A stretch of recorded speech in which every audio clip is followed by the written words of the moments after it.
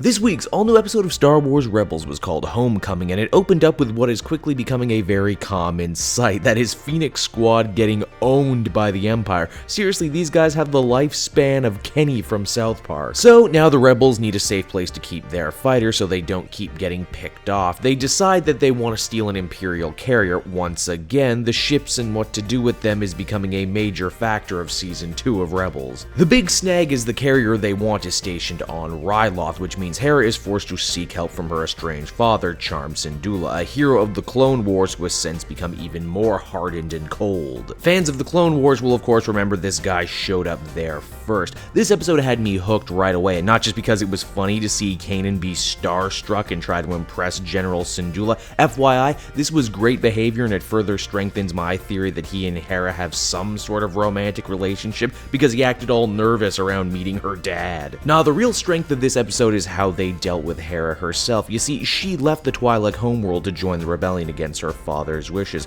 Charm really only cares about Ryloth, and after being burned by the Republic, he is very slow to trust anybody new. When he and his daughter come to verbal blows, there's this really amazing scene where Hera's natural accent comes out, and moreover than that, we learn Hera saved the astromech Chop also against her father's wishes. So hey, there you go, there's Chop's origin for all of you who were wondering. The Rebels and their new allies concoct a plan to fake an attack and steal the carrier, only you see Charm and his people have other ideas. This carrier has been killing Twi'leks for years, so they want to blow it up and send a message to both the Empire and their people down below on the planet of Ryloth. So Hera's father ends up turning against the crew of the Ghost. Wow, I thought when watching this, this is great stuff showing just because you're anti-Empire doesn't necessarily mean you're a hero. And it's not like Charm isn't a little bit justified in his behavior. I mean, it's just that he stopped caring about the greater war as a whole and is now only caring about his own planet. Proof that there is good and bad on all sides of every conflict. So what we ultimately end up having here is Hera needing to fight her father and stop him from destroying the much needed carrier before eventually reconciling and battling the Empire's reinforcements.